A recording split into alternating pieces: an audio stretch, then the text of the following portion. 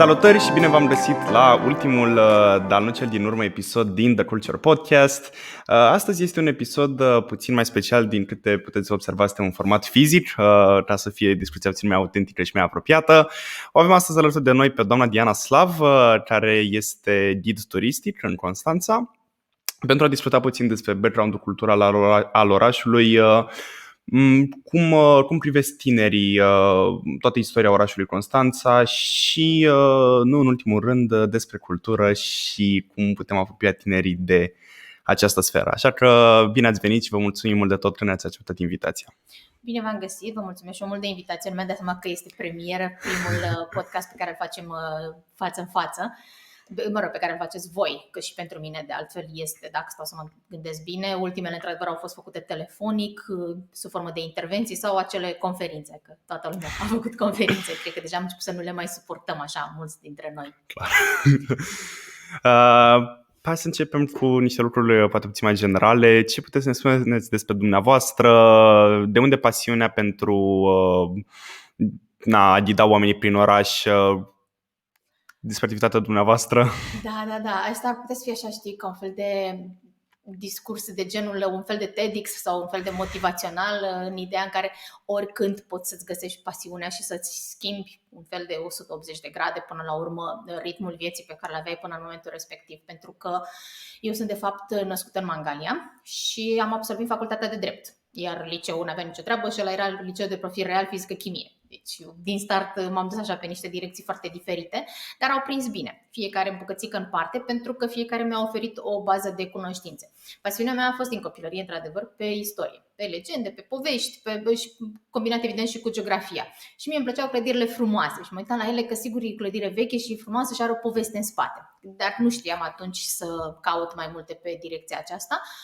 M-am angajat într-o firmă cu domeniu tehnic în portul Constanța, deci nu avea nicio treabă la fel, nici cu una, nici cu alta, dar fiindcă vorbesc fluent în limba engleză, aveau nevoie pe partea de traducere și am și stat acolo mai bine de 10 ani de zile. În momentul în care am găsit, să zicem, un fel de stabilitate, că până la urmă contează și asta. Eu îi felicit pe copiii care își găsesc pasiunea încă de mici și sunt susținuți și de familie, dar uneori poate nu se va întâmpla lucrul ăsta și poate de-abia când devii adult și te așezi un pic, începi să-ți dai frâu liber și imaginației, să zic așa, pasiunilor pe care le ai și să le dezvolți. Cam asta am făcut eu. Am început să călătoresc, de fapt, în prima fază. Adică cumva e amuzant că eu am ieșit din țară ca să devin mândră de țara mea. Vizitând alte orașe, am descoperit conceptul ăsta de free walking tour din limba engleză, acele tururi gratuite pe care le făceau studenții sau oricum tinerii din orașele respective și ofereau o altă perspectivă mult mai fresh cu diverse tips and tricks. O să mai fac chestia asta cu engleza câteodată când vin mai fără ușor. absolut nicio problemă. Da, suntem culture among young people, exact, e perfect așa. Plus că oricum pot să se traduce în engleză ulterior, adică. Super. Și mi-a plăcut foarte mult conceptul, călătorind pe acolo, după aceea făceam și Constanța la picior de multe ori și studentă fiind, evident că mai economiseam bani de bilet, s-a mai întâmplat și asta recunosc. Iar de acolo am început să caut ușor în biblioteca orașului Constanța cărți despre istoria orașului Constanța, că îmi dădeam seama, ok, clădirea asta chiar e veche. Plăcuțele noastre de monument istoric au apărut târziu, că atunci chiar am făcut pur și simplu muncă de cercetare, pas cu pas, cu străzile, plus că nu se numeau străzile așa, că fiecare perioadă de la regalitate după aceea comunism s-au tot schimbat denumirile stradale. De-abia după vreo câțiva ani de căutat așa, haotic să spunem, și îmi făceam eu diverse fișe pe anumite case sau pe anumite străzi sau zone, într-unul din tururi a fost așa un mic declic, unul în sens pozitiv și unul în sens negativ. În Bulgaria am apreciat în Sofia turul pe care l-au făcut studenții, foarte mândri de orașul lor, dar o mândrie foarte frumoasă și la niște tineri de 20-21 de ani cam rar vezi chestia asta. E o chestie generală, deci nu doar la noi, localnici în general au tendința să-și vadă în sens negativ orașul. Am observat asta, dar și la noi. Și peste tot în Europa am întâlnit atitudinea asta, deci nu suntem noi specializați negativ în partea asta. Iar acolo am apreciat. După aceea, în Florența, nu mi-a plăcut ghidul de acolo, pentru că aceste free walking tour se bazează pe o donație pe care o lasă turistul la sfârșit în semn de mulțumire celui care s-a plimbat. Iar el a mers acolo pe o manipulare emoțională și de toate felurile, pentru că a venit cu niște pantofi cu gaură. Deci era efectiv pantoful găurit în talpă. nu poți să-mi spui că în Florența nu-ți permiți să-ți cumperi pantofi și când faci chestia asta de ghidaj, mai ales că este Florența, adică ei făceau acolo 2 tururi pe zi pe tematici diferite, că și permite orașul într-adevăr. Și atunci mi-am zis ok, așa da, felul în care s-a întâmplat în Sofia, așa nu, felul în care s-a întâmplat în Florența, că deși am iubit orașul ăla și îmi place Italia în general, nu mi-a plăcut ghidajul primit acolo. De-abia de acolo am corțit ideea că ok, da, avem și noi povești în Constanța, de ce nu le face nimeni? Neam în bază turistică la momentul respectiv, am zis lansez pagina de Facebook și ce-o fi. Evident că primii vor fi prietenii și familia și cei apropiați, dar cine o să vină? Nu știu. Dar cum o să te găsească? De pe Facebook. De acolo am pornit. Și acolo a fost sămânța de noroc pe care nu aveam cum să o anticipez în momentul respectiv. A fost situația din Ucraina cu Odessa și cu Sevastopol, în care navele de croazier aveau Marea Neagră în circuitele lor. Din cauza acelui moment de politică internațională, au evitat să se mai ducă pe zona aceea și totuși, fiindcă erau vândute croazierele, se opreau la Constanța. Turiștii străini caută lucrul ăsta, mai ales americanii, australienii, canadienii, cam ăștia au fost primii mei turiști. Și m-au contactat direct de pe Facebook. A fost la un moment dat, țin minte, în 2015, dacă nu mă înșel, veneau la navă de croazieră și le ziceam ok, vine și vă aștept la poartă. Și nu luam plăcuța aceea, printam un A4 pe care îl țineam într-o folie cu numele, ca la aeroport, așa cum vedem în filme. Am avut de la o navă de croazieră 40 de solicitări individuale, că am râs că zic că ar trebui să vin ca panourile alea de la americani de reclamă și pe față și pe spate, ca să am toate numele. Și de-abia atunci mi-am făcut o chestie laminată, un A4 laminat pe care scrisesem acolo, Constanța Walking Tour, ca să știe să vină la mine. Și ăla a fost așa un moment de cotitură pentru mine, că a fost primul grup mare, de peste 40 de persoane și n-aveam nici dispozitiv de voce, adică am fost așa puțin copleșită, dar am dus turul până la sfârșit, ne-a filmat și o televiziune locală, era un eveniment că venise o navă de croazieră destul de mare la momentul acela. Iar după aceea a venit partea de localnici, că așa m-am cunoscut și cu voi, cu multele proiecte pe care le-am făcut alături de voi de altfel. Pentru că după ce au început să apară recenziile acestea oficiale, există platformele de TripAdvisor, nu știu dacă am voie să spun, da, care este o platformă în care poate oricine să intre și să lase o recenzie realistă. Asta este avantajul. A pornit inițial pentru recenzii date hotelurilor și de acolo evident că s-au pus și către alte activități pe care le poți face în zonă și ce poți vizita.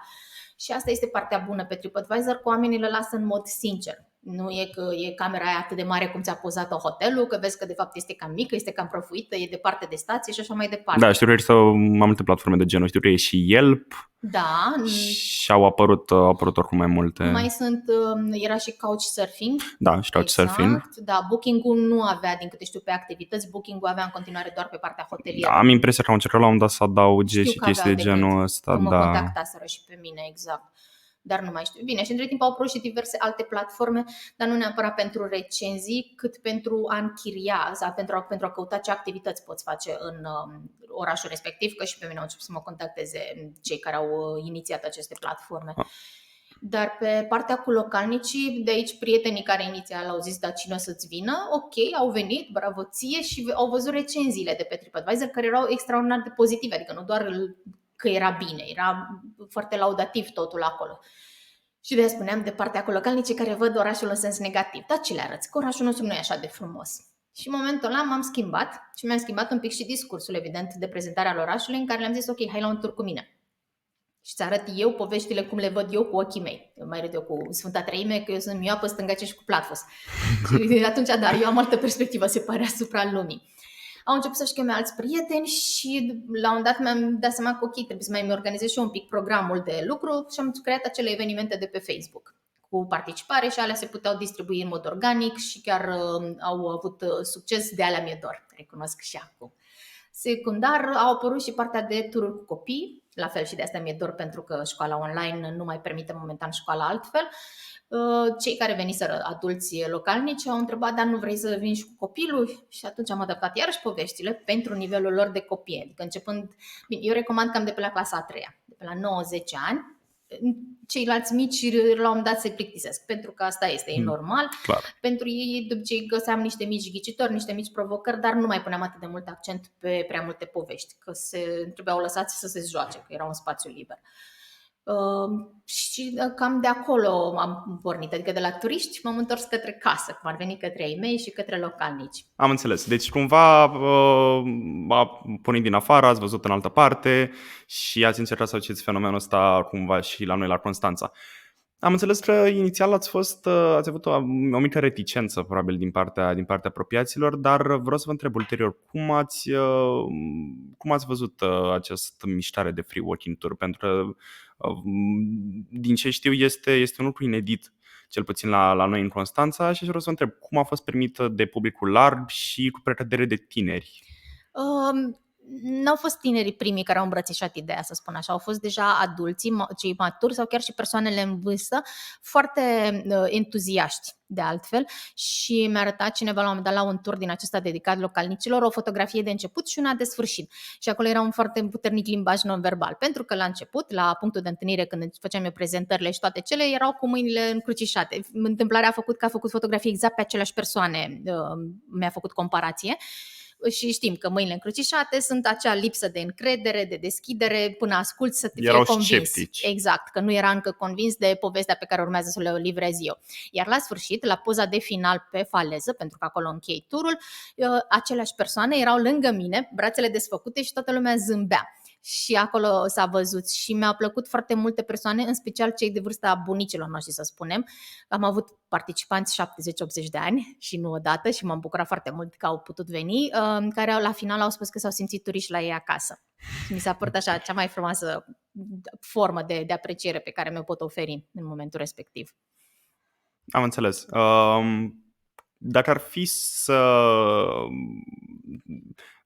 alegem o singură chestie, care este cea mai puțin știută locație din Constanța și de fapt care e cel mai puțin știut lucru despre istoria Constanței pe care nici localnicii foarte mulți dintre ei nu-l știu?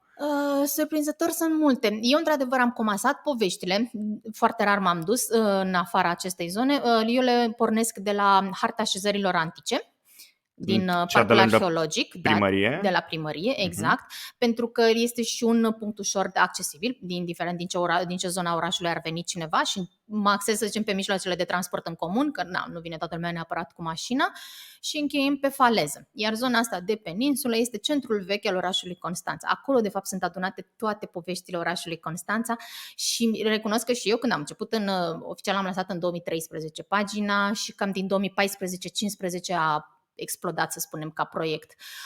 La început, atunci, nu știam toate poveștile astea. Chiar am mai acumulat foarte multe de-a lungul timpului și unele chiar de la localnici. În momentul în care îmi veneau acele persoane în vârstă, am mai primit uneori anumite informații foarte simpatice de la cei care aveau diverse amintiri din zonă.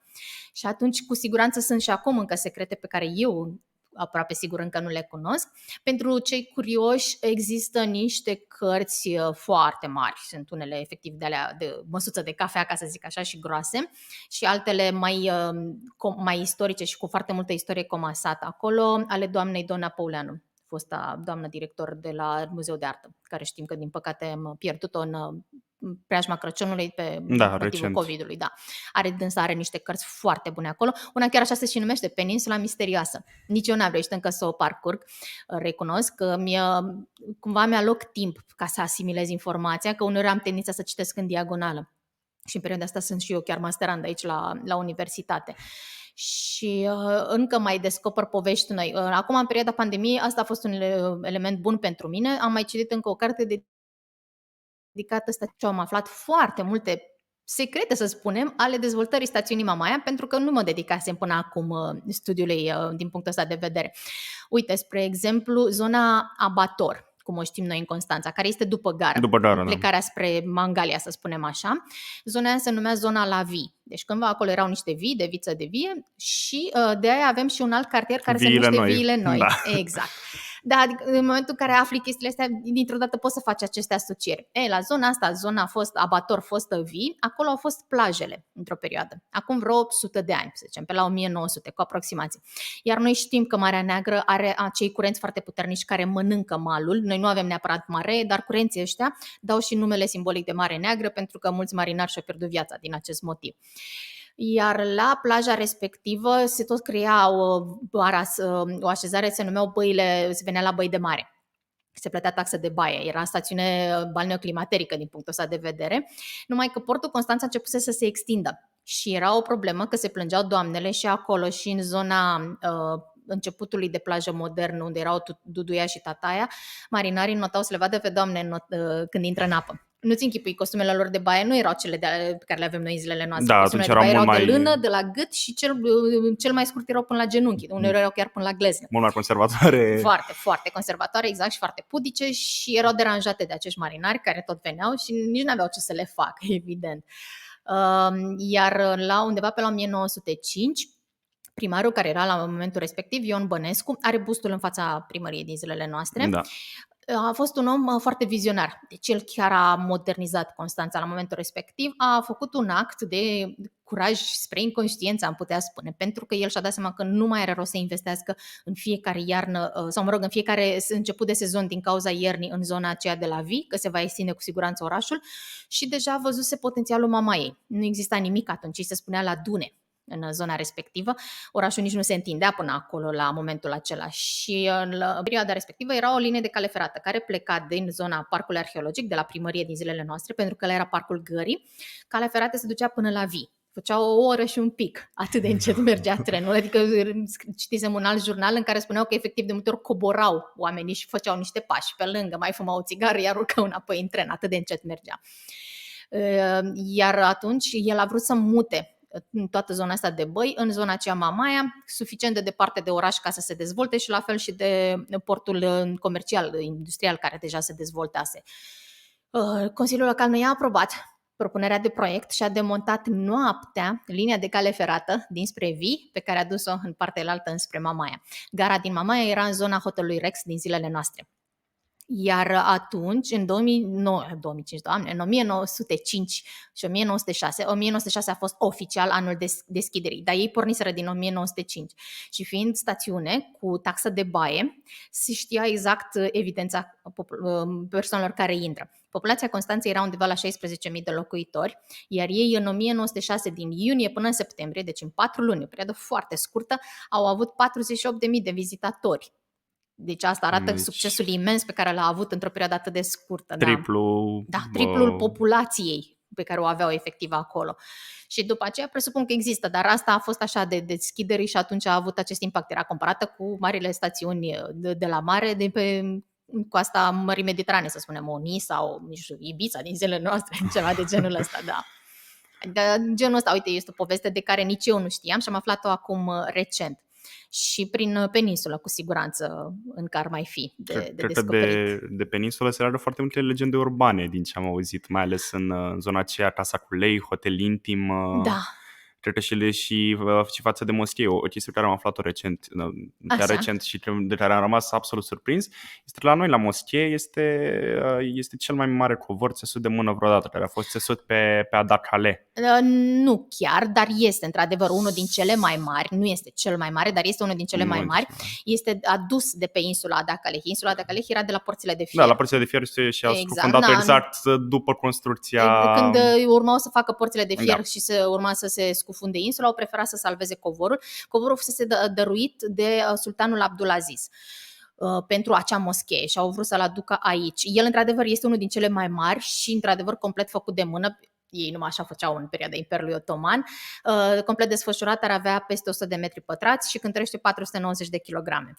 Și știu că n-au nici spațiu să-l desfășoare. Da, am văzut că l-au tăiat și că l-au rulat cumva în câteva părți sau i-a rulat doar o parte pe aici perete. Asta nu știu, o să încerc și eu să mă interesez exact.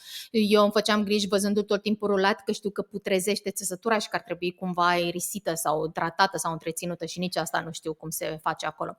Ce este interesant în schimb la moscheea Carol, pe lângă vederea panoramică pe care o recomand tuturor tinerilor să se ducă până acolo, este genial acel 360 de sus din minaret. Nu cred că e vreun tânăr care să nu fi fost Adică, mai sunt așa și unii mai comozi. nu știu că la fiecare excursie din școala altfel care o aveam în 1-4, cel puțin când mergeam în oraș, nu cred că a existat vreodată o excursie unde să ne oprim în Super. minaret, pe lângă, evident, Da. toată zona peninsulară. Eu le dau acolo treasure hunt pentru că în curte, ai intrat în curte unde se plătește taxa, și undeva în curtea aia până să intri efectiv în clădire este semnătura arhitectului, care este Victor Ștefănescu și care este scrisă franțuzit la perioada respectivă, la 1910, era o influență puternică franțuzească, astfel încât numele lui este Stefanescu cu PH și OU la sfârșit. Și e sculptat în piatră, într-o diagonală în piatră și asta e unul din treasure hunt-urile pe care le dau copiilor.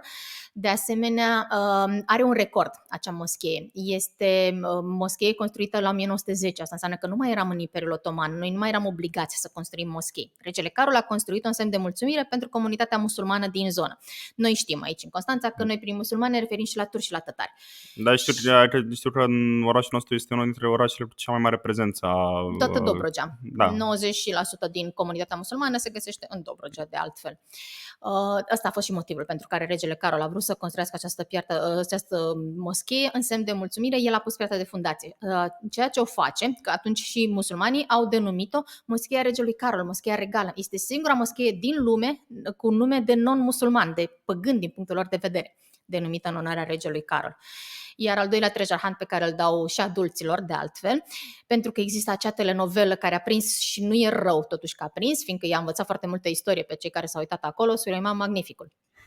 Așa au învățat de acolo niște mici detalii legate de istoria Turciei, prin care, de exemplu, este flora națională, care este flora națională a Turciei, este lalea. Ea este sculptată pe clădire și eu le dau treasure hunt să găsească lalele sculptate pe clădire. Iar ea nu este cea mai veche moschee, mai avem în zona Cincin și așa, zona Tineretului. Da. Este cea mai mică de acolo aceea undeva mititică, în spate. Da, aceea este cea mai veche din Constanța, este din 1862. Și este și ea funcțională, dar acolo într-adevăr merg cei din comunitate, persoanele în vârstă, nu sunt atât de deschiși din punct de vedere comercial ca cea din Piața Ovidiu. Asta ar fi diferența. Și cea mai veche din România o găsiți la Mangalia. Da, 1570, dacă nu mă înșel, eu tot schimbat anul. Ce este știut sigur, că acolo este moschea Esmaha Sultan, dedicată nepoatei lui Suleiman Magnificul. Esmaha, pentru că soțul ei era un ofițer care controla zona și automat a ajuns și în zona noastră și cumva acolo s-a stabilit ea, în perioada în care el controla din punct de vedere militar, administrativ, regiunea noastră balcanică, că nu doar Dobrogea în sine, era altă împărțire administrativă, să spunem, a zonei. Știu că sunt foarte multe situri arheologice, inclusiv în Mangalia, care sunt destul de rar vizitate. Da, o parte în Mangalia le-au și amenajat foarte frumos chiar în zona Muzeului de Istorie, în apropiere de acel sens giratoriu foarte mare, care are o imensitate de templu în mijloc, dar aia nu înțeleg, aia e un monument nou, deci ăla nu știu să le explic, eu mai degrabă le explic pe astea mai vechi. Ăla de lângă Muzeul de Istorie l-au amenajat foarte bine, pentru că de fapt acolo au găsit și ei o poartă de acces și un început de drum. Era una din căile de intrare sau de ieșire în vechea cetate a Calatisului și mai este una, dar nu se poate merge pur și simplu la plimbare din punct de vedere turistic, trebuie să iei pe cineva de la Muzeul de Istorie în incinta hotelului, se numea Prezident, acum cred că l-au redenumit New Belvedere sau ceva de genul ăsta, dar e foarte aproape de moschee, de altfel, ca zonă și este balnearul din Mangalia, la fel, în apropiere. Și acolo, de când au refăcut hotelul în anii 90, au amenajat recepția în așa fel încât să încorporeze toate ruinele pe care le-au găsit. Dar pentru că sunt poziționați ca număr de stele 4 sau 5, nu au mai acceptat să intre pur și simplu toată lumea, șlapi, nisip și toate alea să le vadă ruinele. Te duci, iei pachet de ceva tur sau o chestie de genul ăsta cu un muzeograf de la Muzeul de Istorie și atunci poți veni să vizitezi. Mi se pare ok. Da, mai ales că... Se păstrează istoria, dar trebuie să respectăm până la urmă și afacerea privată a omului ăla care investește și care nu vrea să-i fie deranjați clienții cazați acolo. Pe lângă afacerea privată, evident, costurile de conservare, pentru că... Alea nu sunt în sarcina privatului, pentru că el n-ar ști ce are de făcut acolo și riscă să afecteze, poate să folosească niște soluții moderne prin care să afecteze piatra. Acolo oricum se lucrează împreună cu arheologii și cu cei de la Muzeul de Istorie, nu prea au ei voie să facă. Chestii care se întâmplă de altfel și la noi. Este o situație, hotelul Ibis. da? Zona Plaja Modern, unde este... Care acum știu că e închis, că Da, vor este închis să le pentru refacă. renovare, se schimbă din lanțul hotelier Ibis, va deveni lanțul hotelier Continental. Da, La nivel de acționariat sus, din câte știu, fac parte din aceeași familie. e din același grup hotelier, da. Clădirea în sine nu este făcută de ei, este și ea făcută undeva în anii 80. Altă poveste mai puțin știută, dar deja sunt persoane care o cunosc. Când s-a construit acolo viitorul hotel, s-a pus fundația de beton în basilică din secolul 6. Au. Exact. Arheologii de atunci nu au mai reușit să lupte atât de puternic cum au reușit să lupte la mozaicul roman, cel din Piața Ovidiu, pe care să-l salveze de sine stătător și doar să-l acopere și să-l conserve așa cum este. Și atunci există acele ruine, se poate ajunge la ele, dar nu sunt bine puse în valoare. Uite, sunt curioasă acum dacă vor restaura clădirea din partea de sus, dacă reușesc să lucreze, aruncau pisica de la unii la alții. Că muzeul zicea că le-a dat indicative ce au de făcut, iar cei de la hotel spuneau că nu e treaba lor să facă chestia asta pentru că ei nu se pricep acolo, trebuie să vină specialiști care să facă. Și așa clar. și este, da. Și sunt curioasă acum în ce formă va fi prezentat noul hotel. Ăla se poate face cu circuit de vizitare. Da, mi-am amintit că la intrare este adâncitura aia. Da. Există și acel mini subsol unde este și sala de fitness și cumva sub sala de fitness și în lateralul sălii de fitness, acolo se găsește acest sit arheologic. Deci se poate, ar trebui doar să schimbe ei de la recepție o cale de acces care să ducă doar la situl arheologic. E realizabil, eu așa o văd. Da, doar că acum depinde și de implicați sunt să-și oamenii. dorească și ei. Da, mai nou se vede că deja a început să existe o deschidere, să spun așa, din partea privaților care au proprietăți în zona asta de centru istoric. La fel am văzut foarte des în Europa chestia asta. Bun, ai casă, ai restaurant, ai ceva, podea de sticlă. Nu afectezi. Ai și conservat, îl și arăți omului. Și cu o poveste scurtă la ce se uită din ce perioadă este. Și e suficient turistului, nu-i trebuie mai mult. Eu îmi doresc să rămână. Că mai sunt, că să nu-i mai lasă să construiască. Nu-i normal, că societatea trebuie să evolueze, trebuie să mergem mai departe, dar hai nici să nu le astupăm de tot sau nici să nu ne batem joc de ele dacă au reușit să supraviețuiască 2000 de ani. Hai să le mai ținem și noi un pic, să mai vadă și copiii noștri și nepoții și toate astea.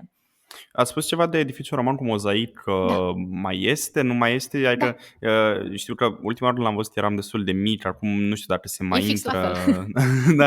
Dacă se mai intră, nu se mai intră. Da, a avut o perioadă în care nu se mai intra pentru că au niște probleme de fisuri, din câte știu, la acoperiș se infiltra dacă ploua de afară.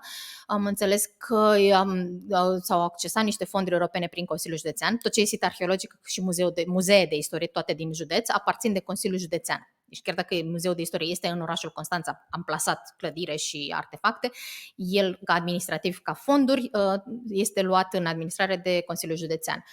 Și asta citisem, că pentru el și mai este un mormânt lângă zorile, lângă Irish Pub și zorile când se coboară spre plajă și acela este tot al Consiliului Județean, se pregătesc proiecte de reabilitare.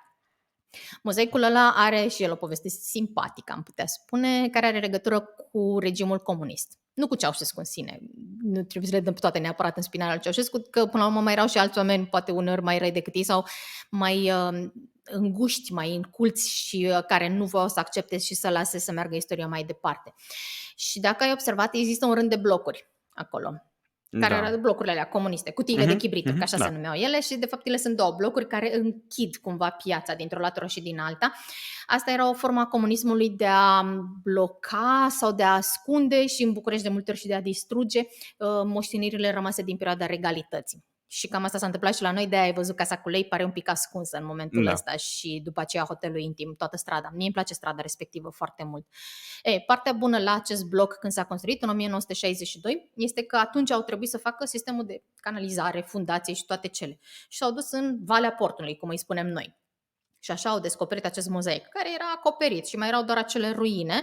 Numai că în momentul respectiv cumva niște arheologii care au fost acolo au reușit să găsească și niște oameni din administrația publică cu care să lucreze și atunci așa s-a putut construi efectiv clădirea, edificiul ăla care protejează mozaicul. Îți dai seama că acolo nu mai au ce să schimbe din punct de vedere al prezentării, ci doar trebuie să aibă grijă de partea asta de structură, de acoperiș și aerisire, iluminare, că detaliile le au deja explicate foarte frumos acolo.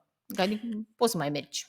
Da, mă tem totuși că se fac eforturi probabil pentru conservarea respectivelor monumente, dar nu se fac destule. Adică treceam pe lângă Muzeul de Istorie, în momentul actual are bandă. Da, știți, o are și acum, o are și da. acum. Și acolo era ei au avut în total vreo 4 proiecte. Unul era mozaicul, unul era clădirea Muzeului de Istorie, unul era acel mormânt de care ziceam de la Irish Pub, care și ăla am înțeles că este superb, nu l-am văzut în interior. Nici eu. Unde În e exact? Că nu... Nici nu-l vezi. În momentul în care treci de la Liceul Mircea, treci de Sherica, acel hotel, și de Irish Pub, te duci spre restaurantul Zorile. Imediat după Irish Pub, acolo pare o zonă doar verde.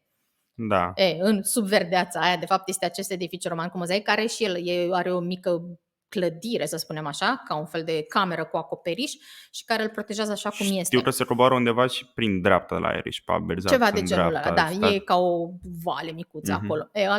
Acolo este conservat, dar nu deschis. În replică este făcut în cadrul Muzeului de Istorie, cel din Piața Ovidiu, pentru că are niște picturi foarte bine documentate și le-au reprodus pe cele din Muzeul de Istorie și tocmai de asta nu vor să permită acces, că există riscul să se degradeze exact cum s-a întâmplat cu bisericuțele de cretă de la Basarab Mulfatlar, pe care le avem și pe acelea, nu mai știu de când sunt datate, de pe la începuturile creștinismului, să zic 600 după Hristos, ceva de genul ăsta, și care ușor s-au estompat. Culorile au mai rămas așa, doar ce s-a desenat efectiv ca scrijelit pe perete. Că am avut ocazia odată să ajung acolo și am văzut diferența.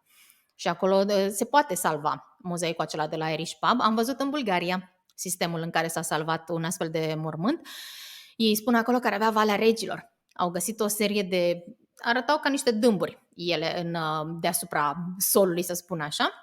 Și de desubt, de fapt, erau aceste morminte și unul din ele era foarte elaborat și foarte plin, inclusiv de sculpturi, impresionante sculpturile respective, și atunci au bănuit că ar trebui să fie mormântul unei persoane mai importante din perioada respectivă și au zis că ar fi Dromichete.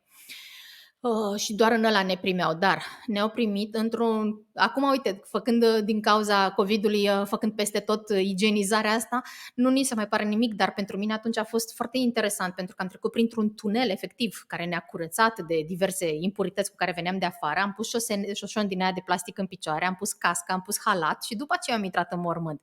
Și deasupra mormântului se pusese o cupolă de ciment. Acum nu știu dacă e vreun ciment tratat în vreun fel anume, și după aceea creștea vegetația normal, iarăși pe exterior. Și totul cu temperatură controlată, plus fără niciun telefon. Toți genți și toate cele se lăsau la vestiarul respectiv înainte să ne facă acea igienizare.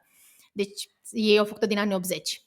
Tehnologia există, cu siguranță, și mai ales acum, în zilele noastre, a explodat efectiv din punctul ăsta de vedere, deci se poate salva. Și mi-aș dori să-l văd pe la real, nu replica din Muzeul de Istorie. Credeți că a avut Constanța de suferit după valul ăsta nou de modernizare? Povesteați mai devreme de Mamaia și cum a fost la început. Exact pe ideea asta de mers la plajă, stațiune balneară. Da. Credeți că tot valul ăsta de... eu știu, n-aș să numesc val de postmodernism, dar valul ăsta de dezvoltare așa urbană, parcă negândită, asta voiam blocuri aruncate, cluburi aruncate. Exact, bine, mai ales asta din chiar ultima perioadă, să spunem, din ultimele decenii, pentru că inclusiv după aceea, după 1905, chiar și în perioada regimului comunist, anumite hoteluri, când au fost construite, erau gândite din punct de vedere urbanistic, ca așezare, ca distanță între ele, spații verzi. Era ca un fel de parc, aș putea spune, aproape, și dacă observi, hotelurile alea vechi nu sunt puse cu fața la mare, sunt puse tot timpul perpendicular, astfel încât toate aveau un anumit număr de ore de soare și de lumină, dar fără să efectiv să le facă acvariu, camera fiecărui hotel în parte. Și de-abia următoarele au început așa să ia toate peticele de pământ. Cu alea nu sunt nici eu de acord și nu știu cum le-ar explica poate un specialist care a și studiat partea asta de arhitectură pe urbanism, de dezvoltare regională, că acolo într-adevăr există niște principii care ar trebui respectate și nu știu dacă la noi se mai respectă. Corect, și probabil n-ar fi fost atât de deranjant dacă n-ar fi avut fiecare clădire stil diferit, adică asta este, și Mamaia sunt clădiri vechi, adică sunt clădirile alea micuțe.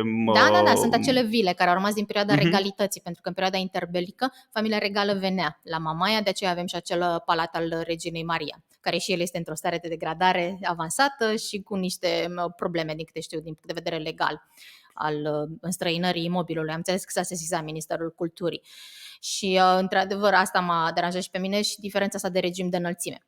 care iarăși nu, și astea sigur trebuie să fie cumva sunt reglementate. Totul aici este foarte structurat din punctul ăsta de vedere și nu doar la noi, că și noi ne-am importat toată regula asta, setul de reguli s-a importat din Europa. Codul penal, codul civil sunt tot din Europa, importante și la noi.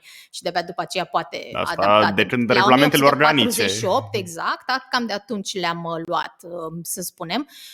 Cel de cod civil, din câte știu, cred că a fost tradus aproape mot-a-mot în primă fază și de-abia după aceea ușor adaptat realităților locale. Și la fel și pe partea asta de construcții. În primă fază au existat aceste planuri și aceste reguli generale, care am înțeles că în ultimii ani nu au mai existat, pentru că ar fi trebuit să avem un plan de dezvoltare al orașului, nu știu exact cum se numește. Să nu soi de plan exact. de urbanism, un fel de plan de urbanism, exact, de asta zic că poate să existe și pe termen lung și pe termen mediu și pe termen scurt. Iar noi nu cred că l-am mai avut. Știu că m-au mai invitat să la un dat că la fel noi nu avem o strategie de dezvoltare din punct de vedere turistic. Și se discuta și pe chestia asta și acolo o citisem. Au fost vreo 400 de pagini. Recunosc că mi-a fost greu e greu să-ți extragi informația cu adevărat utilă din genul ăsta de documentații foarte mari. Și văzusem că era o planificare la modul, să zicem, 5 ani, 10 ani, 15 ani, adică exact să înțelegem o anumită evoluție. Și cam asta ar fi trebuit să fie și cu casele. Că de-aia ne place când ne ducem pe Mediterană și vedem că toate căsuțele alea sunt toate albe cu acoperișul maro sau albe și cu terasă. La fel Murano și Burano, mai ales Burano, cu casele colorate diferit, dar ei și-au asumat-o ca identitate de localitate. Noi nu avem o identitate cu adevărat de localitate. Bine, asta se știe în tot orașul, adică, nu știu, au apărut așa sporadic foarte multe clădiri, foarte multe, din nou, genul ăsta de cartiere rezidențiale sau complexe de clădiri. Da. Cu alea aș fi mai degrabă de acord decât cu acele clădiri micuțe care apar între alte două clădiri dintr-o dată și nici nu oferă nici spațiu de parcare de nimic și dintr-o dată le simți pe toate înghesuite. Da. Am avut turiști care pentru ei a fost un șoc să vină după ani de zile să vadă Constanța sau Mamaia special a fost șocul cel mai mare până la Năvodari în partea aia, pentru că zona aia era așa o semipădure, o sălbăticie de tufe de tot felul și plus că noi avem și niște tufe speciale, fiind la mare nu cresc așa orice formă de vegetație și pentru ei am venit la junglă urbană, deci așa au caracterizat zona respectivă, acoperiți de toate cele clădiri și foarte multe neterminate și acum dacă te plimbi ai văzut, e în continuare un mare șantier. Și sunt șantiere mai ales în zone importante. În zone... Și cât mai aproape de plajă. Asta iarăși m-a tristat foarte mult. Da, mai puțin și fac un bloc eventual în apă. Care iarăși ridică o altă problemă, pentru că, bun, soarele răsare dinspre est și se ridică, tu având deja blocurile alea foarte înalte, el în momentul în care a trecut de prânz, să spunem așa, deja începe să facă umbră către plajă.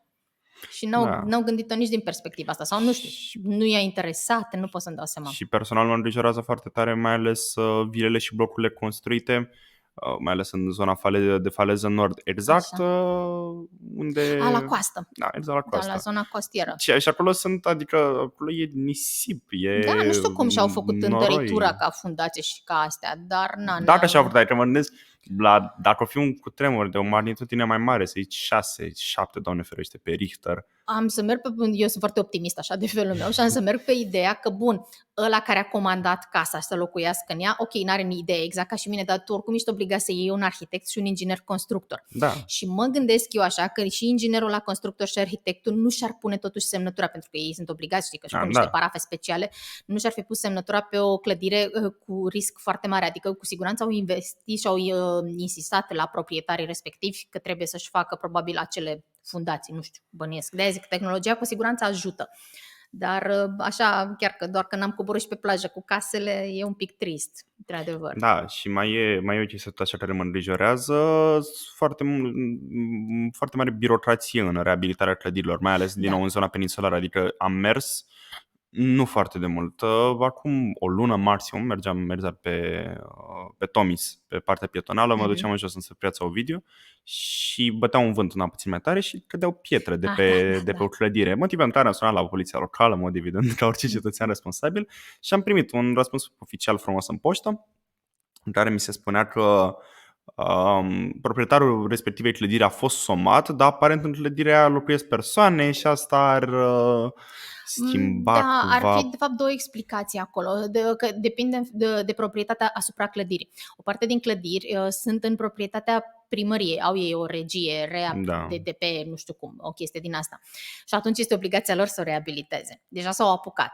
Că mai văzut așa și o perioadă niște comunicate date de primărie și spuneau listă de clădiri de care ne apucăm de reabilitare. Sunt o parte dintre ele care s-au reabilitat, mai ales astea cu cafenele la parter. Da, alea, dar mai sunt și altele, că eu dacă ies de pe Bulevardul Tomi și tot intru pe străduțele alea, le-am mai văzut și pe acelea reabilitate. Și acolo pot să fie oameni care locuiesc, dar ei oricum plătesc chirie. Nu-i cum să pui chiriașul să repare fațada acelei clădiri, trebuie proprietarul. Pe de altă parte, există, că sunt, nu știu ce le pun la trecut, acele clădiri care au proprietar privat. O persoană, sau mă rog, că e pe numele unei societăți, nu contează, dar e o persoană. Și știu că încă de anii trecuți deja începuseră să apară, era cu proiect de hotărâre de Consiliul Local, partea de amendare. Deci chiar i-au început să-i forțeze cu amendă, 500% din impozitele pe care le aveau de plătit anual, să-și refare fațadele. Și a mai fost o amendă pentru graffiti. Dacă ții minte, de multe ori erau foarte multe desene, înjurături, nu contează. Unele am înțeles că sunt cu niște mesaje. Mie nu-mi plac ale, mie îmi plac alea de tip street art. Da, dacă îmi faci un mural foarte frumos, jos pălăria. E cel lui Iisus Hristos de exact de lângă... fost dintr-un film. Ăla a fost partea unui film, dar n-aș putea să zic ce film. S-a turnat un film. S-a turnat un film și pentru ăla a fost desenat acel lui Iisus Hristos de pe perete. N-am știut că din 2015, da, am prins, dar nu am apucat să mă interesez ce film era, că i-am prins când filmau și când au pregătit Iisusul de pe perete. E genul de film Hollywood style? Un fel de, am înțeles că era ceva film românesc. A fost așa o chestie independentă, nu știu cât de, nici n-am auzit de el ca să ți-l recomand, așa știu că s-a filmat un alt film și în zona Casa Culei și în zona Stradela Vântului, deja celebra, cea mai îngustă strada Constanței. Exact, porțiunea de lângă Casa Culei, nu? Da, exact, în porțiunea aia până sau și un pic din Hotelul Intim au folosit din stradă. E pe Netflix, numele în engleză este What Happened to Monday și tradus în română Motamo, ce s-a întâmplat cu luni. Și chiar acolo s-a filmat într-adevăr și i-am prins și atunci, tot așa, au stat vreo 3 săptămâni, dacă nu mă înșel, în Constanța, cu Willem Dafoe, Glenn Close, că eu fiind foarte des în zonă, pe de-o parte și chiar lucram în perioada respectivă în zona Pieței Ovidiu, noi am fost un pic deranjați, să spunem, de carele de filmare, de vânzoleala de oameni de pe acolo, îți dă un pic peste cap programul și de zi cu zi, dar pe cei care chiar locuiesc în zonă. Iar proprietarii ăștia de case private, într-adevăr, trebuie să se apuce de reabilitare, motiv pentru care, de exemplu, știu că și Hotel Palace, am înțeles că cei care au clădirea Hotelului Palace vor să-l vândă pentru că nu-și mai permit reabilitarea exterioară. Ai văzut că și acolo au căzut bucăți și încerc să-mi aminte unde e hotelul. Lângă comandamentul de marină, ca și cum ai coborâ spre portul Tomis, portul turistic. Da. Plus mai e ruina neterminată, la fel și aia n-are nicio treabă că este mult mai înaltă decât orice altceva din clădirile din zona centrului vechi, deși am înțeles că se va termina clădirea și că se vor vinde apartamente cu vedere la mare. Da. Înțeles, și probabil cu un preț pe măsură. Că... Bănuiesc, da, dar pe mine mă întistrează ca măgăoaie trântită în zona centrului vechi și care ia oricum din lumină și din orele de soare blocului din față, care e pe nivelul clasic de maxim 4 etaje pe care îl avea centrul vechi. Da, ce mă deranjează pe mine sunt foarte multe muzee și nu știu, locuri de cultură care nu sunt cunoscute. Spre exemplu, nu foarte recent, dar destul de recent am descoperit muzeul Ion Jalea, care exact a fost și închis o perioadă, pentru că nu aveau nici sistem de încălzire. Este o clădire din piatră și vara e foarte răcoros, e foarte plăcut, dar îl deschideau doar vara din iunie până în septembrie, cât se putea sta acolo. El aparține de Muzeu de Artă și trebuiau relocați angajați de la Muzeu de Artă la muzeul de la Ion Jalea și ei stau și ei prost cu angajații, cu personalul, cu fondurile. Întotdeauna știu că au suferit din punctul ăsta de vedere. Este foarte frumos și eu recomand. Are o poveste frumoasă Ion Jalea, că este din Dobrogea, născut, crescut, și a pierdut mâna stângă undeva în perioada Primului Război Mondial. Dar fiindcă a lucrat și cu ucenici, ai văzut și piesele alea mari din piatră de la intrare, statuia reginei Elisabeta îi aparține, tot lui, și după aceea are foarte multe lucrări în gips, care în mod normal era considerată o parte intermediară a statuilor, urmând să treacă la ceva mai definitiv, dar la el alea au fost statuile definitive. Și ce mai este amuzant, că înăuntru există autoportret, portretele fetelor și portretele părinților și soția nu are portret. Nu se știe exact de ce. Că e posibil să aibă, pentru că o parte din opere au fost donate de familie după ce el a murit și atunci poate chiar are femeia, dar îl ține la ea acasă, nu știu. Probabil da. Și îmi place și clădirea în sine, iar clădirea în sine i-a aparținut guvernatorului de Dobrogea din momentul respectiv, pe care îl chema Constantin Pariano. Și trebuia să fie mult mai mare. Clădirea trebuia să ducă, să zicem, până în față, cam unde ar fi balustrada de la valea Unde respectivă. este statuia lui Angel Saligny, nu? Da, oarecum, exact cum se termină. Deci ea trebuia să fie mai în față, clădirea. Din cauza primului război mondial s-a micșorat și bugetul și automat s-a micșorat și clădirea. Și acela este un stil românesc de arhitectură, același arhitect, cel care a făcut moscheea, Moscheea Carol, și care a făcut și Muzeul de Istorie, Victor Ștefănescu. Bine, el are multe clădiri cu semnătură aici în Constanța. De altfel a și colaborat și la proiectul Cazinoului cu Daniel Renard, cel care a rămas numele oficial pentru Casino din Constanța. Adică genul ăsta sunt foarte multe secrete. Mie îmi place foarte mult strada Nicolae Titulescu, cu Casa Culei, Hotelul Intim. După Hotelul Intim, după Biserica Romano-Catolică, este clădirea mea preferată, Casa Imbiricos, care la fel are, nu știu dacă mai are niște locuitori care au fost evacuați cu forța și care la momentul respectiv, la 1920, era Palatul Navigației. Era firmă privată de navigație a unei familii Imbiricos, un fel de Onassis. Înainte de Onassis erau oamenii ăștia greci, respectiv afaceriști. La 1922 au avuseseră linie transatlantică Constanța-New York. Atât era de dezvoltată firma lor, compania lor. Și aia era clădirea lor de birouri. Okay. Da, care este superbă, dar este în ruină momentan. Și aia aparține de autoritățile locale. Știu că se tot discutau sau tot zis de niște proiecte de accesare de fonduri pentru a fi reabilitat ca un centru de diverse activități, cursuri culturale, ceva de genul ăsta. Nu mai știu în ce stadiu au rămas cu clădirea respectivă. În schimb, pe Bulevardul Elisabeta, nici nu știu dacă mai este oficial Bulevardul Elisabeta, dar eu așa am rămas cu el ca denumire. Nu cred. E strada Regina Elisabeta, sigur. Dar nu știu dacă e strada sau bulevardul. Că bulevardele de obicei trebuie să aibă o anumită încadrare spațială, o chestie de genul ăsta. Nu cred bulevard, totuși, cred că e stradă. Da. Ea la origine a fost. Ăla a fost primul bulevard al orașului Constanța și acolo veneau doamnele alea cu umbreluțe și cu rochile alea elegante ca să se plimbe, pentru că toată zona aia până la Casino, după 1910, fusese amenajată ca un fel de parc. Și atunci toată lumea venea să-și facă acolo o plimbare să fie văzuți, că așa se purta și atunci, nu doar în zilele noastre. Și există la fel, le dau treasure hunt copiilor să-mi caute carpații de metal. Strada s-a numit Bulevardul Carpați și undeva există un semn de stradă pe care scrie Bulevardul Carpați, metalic, prins într-o clădire. Unde? Răstureață. Bine, acum n-o să văd că dacă mai vin după aceea, nu știu cât o să țin. Chiar pe clădirea Muzeului Ion Jalea. Ok. Chiar acolo este Bulevardul Carpați 26. A rămas încastrat așa, știi, semnul metalic. Și toată strada respectivă a fost locuită în primă fază, mai ales în perioada asta, 1910 și după aceea interbelic, de funcționari publici care veniseră la dezvoltarea orașului Constanța. De-aia am zis de guvernator, care ar fi echivalentul prefectului din zilele noastre, primar, medicul comunal, ei acolo stau. Și Mihail Cogălnicianu a locuit acolo. Nu mai este casa lui originală, dar blocul care s-a construit ulterior s-a pus plăcuță și se menționează aici, a locuit într-o casă Mihail Cogălnicianu. Și se simte așa că are un farmec anume toată. Dacă o să te mai duci să te plimbi, să te uiți că acum aproape toate clădirile au plăcuță de monument istoric. Am văzut, în zona aia și liceele au Mircea și pedagogii sunt monumente istorice. Și pedagogicul și Mihai Eminescu. Și Mihai Eminescu, da, corect. Mircea și cu Mihai Eminescu din zilele noastre bine, el a fost colegiul Mircea încă de la început, dacă nu mă înșel. Da, a fost ca colegiul. denumire. Mihai Eminescu a mai avut și alte denumiri. La un dat era școala de fete Ana Ipătescu, în timp ce colegiul Mircea era școala de băieți. Da, era de... Și dacă erau văzuți împreună, le se scădea nota la purtare. Se considera că nu mai stateți la învățătură. S-a părut așa amuzantă faza asta. Iar Teatrul Oleg Danovski, de fapt, aparținea de Colegiul Mircea cel Bătrân. Era sala de festivități a colegiului și s-a transformat în teatru de operă și balet, nu știu, cred că prin anii 60. În continuare sunt clădirile lipite, dar... Da, a fost scoasă cum ar veni din patrimoniul liceului și atât, ca să fie în folosul populației. Și pe aceea au construit aripa nouă a liceului și s-a extins oricum puțin. Mircea cel Bătrân a mai suferit și în primul război mondial, a fost reconstruită în forma pe care o știm noi undeva pe la 1925. Ceva de genul, da. În timp ce Mihai Eminescu e mai mult sau mai puțin de atunci, de la 1890-95 cu aproximație. Și Mihai Eminescu stă pe fundație în ruinele cetății Tomis. Și în curte, acolo în spate unde joacă copiii basket, este o intrare, dar nu e deschisă, e tot timpul închisă cu lacăt, o trapă și se poate coborî și au o basilică creștină. Tot la fel din aproximativ secolul 6. Am înțeles.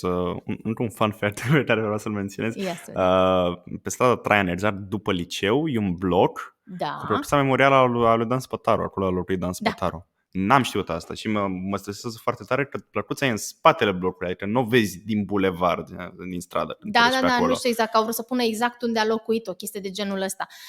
În spatele blocului, în Rodien, o chestie de genul ăsta, e foarte... E puțin ascunsă, că eu am mai făcut și alte tururi în care am încercat să ies un pic din zona peninsulară și de aia știu și eu de asta de clădire și de plăcuță.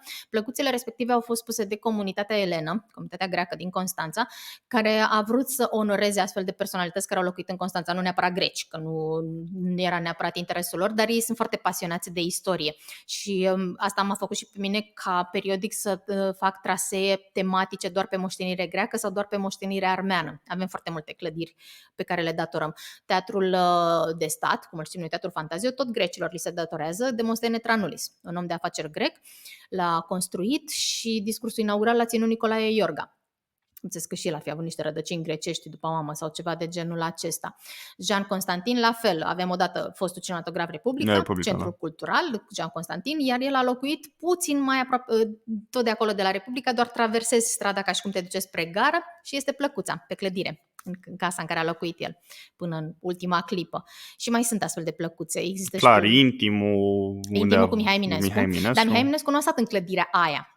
Adică există vreo 2 scrisori, 2 sau 3, care menționează Constanța, de la el către Veronica Micleș, în care într-una din ele îi spune Veronica Micleș că are o cameră cu vedere din 2 laturi către mare.